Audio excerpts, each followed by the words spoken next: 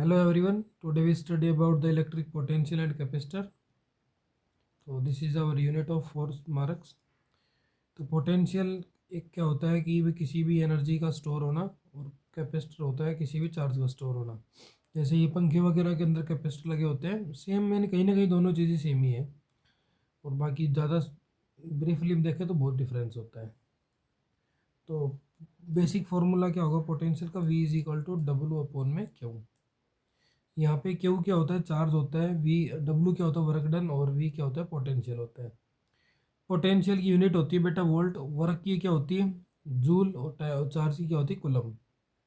उसके बाद सबसे बेसिक जो यहाँ पे जो डेरिवेशन है इसकी, ये है इलेक्ट्रिक पोटेंशियल की डेरिवेशन, जो होती है V is equal to 1/4 pi epsilon nought Q upon में आर। ये सबसे इम्पोर्टेंट होती है, और ये जो 1/4 पाई एप्सिलॉन नॉट यहाँ पे लिखा हुआ है, इसकी वैल्यू पूछी जाती है, तो इसकी वैल्यू हमारे पास याद, हमें याद होनी चाहिए। इसकी वैल्यू होती है 9 × 10⁹ उसके बाद electric potential due to an dipole, तो वहाँ पे फॉर्मूला आपको याद रखना है। याद रखने की जरूरत नहीं, क्योंकि डायरेक्टली वो फॉर्मूला नहीं आएगा, ये हमारा क्या आएगा, डेरिवेशन आएगी। बाकी ऊपर वाला जो क्वेश्चन है इसके अंदर से एक न्यूमेरिकल पक्का होता है, बाकी डेरिवेशन भी आ सकती है। और ये एक जैसे E is equal to dV/R relation होता है electric potential and potential gradient का, ये एक नंबर में आया था पिछली बार, तो इसमें लिखा हुआ है E is equal to dV/dR। ठीक है, ये इसका इंटीग्रेशन से पोटेंशियल एनर्जी क्या होती है, एनर्जी का जो फॉर्मूला होता है वो हम क्या होता है भाई, हमें जैसे ये अभी बेसिक फार्मूला पढ़ा था ये वाला, V is equal to W upon Q. और अगर डब्लू निकालना पड़ेगा तो डब्लू इज इक्वल टू क्या होगा, V मल्टीप्लाई क्यू। और हमारे पास V का फॉर्मूला तो अभी यहाँ पे है, देखो ये रहा, V इज इक्वल टू, इसके साथ हमने Q को मल्टीप्लाई कर देना है, तो हमारा फॉर्मूला सेम बन जाएगा, V is equal to 1/4 pi epsilon nought. और यहाँ पे हम क्या कर देंगे, मल्टीप्लाई कर देंगे Q की। उसके बाद नेक्स्ट है potential energy due to an dipole, dipole के कारण निकालनी है पोटेंशियल एनर्जी। तो डाइपोल के अंदर जब भी पोटेंशियल एनर्जी निकालें तो आपको फॉर्मूला याद रखना है, P cos θ2 - cos θ1। अगर यहाँ पे टॉर्क पूछता तो फिर आपका फॉर्मूला चेंज हो जाता, तो उसमें आता P sin θ। नेक्स्ट है हमारा कैपेसिटर। नेक्स्ट हमारा क्या है, कैपेसिटर है। और कैपेसिटर क्या होता है, C is equal to Q upon V। तो कैपेसिटर हमारे कई प्रकार के होते हैं। तो कैपेसिटर का जो बेसिक फॉर्मूला है वो क्या है, C is equal to Q upon V।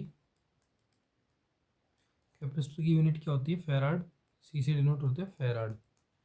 जितनी पंखों में कैपेसिटर लगते हो किसमें आते हैं, फैराड में। क्यों, यहाँ पे चार्ज होता है, और चार्ज की यूनिट क्या होती है, कूलम। और V क्या होता है, पोटेंशियल, पोटेंशियल यूनिट क्या होती है, वोल्ट। उसके बाद नेक्स्ट देखो, नेक्स्ट में क्या दिया हुआ है, नेक्स्ट में दिया हुआ है कैपेसिटेंस ऑफ स्पेरिकल कैपेसिटर के लिए। ये आपने एक एक नंबर का यहाँ से क्वेश्चन याद करना है, एक नंबर का आया हुआ है। आर की वैल्यू दे देंगे 2 मीटर 3 मीटर, और सी की वैल्यू निकालनी है। पैरेलल प्लेट का फॉर्मूला होगा C is equal to A//D, ये भी फॉर्मूला याद रखना है।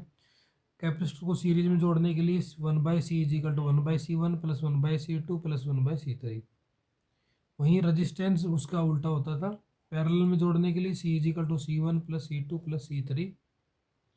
उसके बाद बेटा energy store in capacitor, energy store का जो फॉर्मूला है वो क्या होता है देखो। तो एक तो हमारा 1/2 CV², और हमें पता है भाई Q इज इक्वल टू क्या होता है, CV। तो हम यहाँ पे देखो Q² अपन में 2C, Q को जो क्या रख देंगे, CV रख देंगे। ये एनर्जी डेंसिटी का 1/2 ε/T²। इलेक्ट्रिक पोटेंशियल, ये कॉमन पोटेंशियल का फॉर्मूला है, लॉस ऑफ एनर्जी सिलेबस में नहीं है।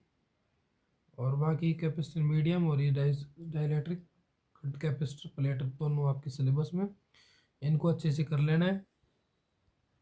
तो ये सारे फॉर्मूले मैंने अभी रिवाइज करवा दिया आपको। नेक्स्ट वीडियो चैप्टर 3 के फॉर्मूला की आएगी। Thank you for watching this video.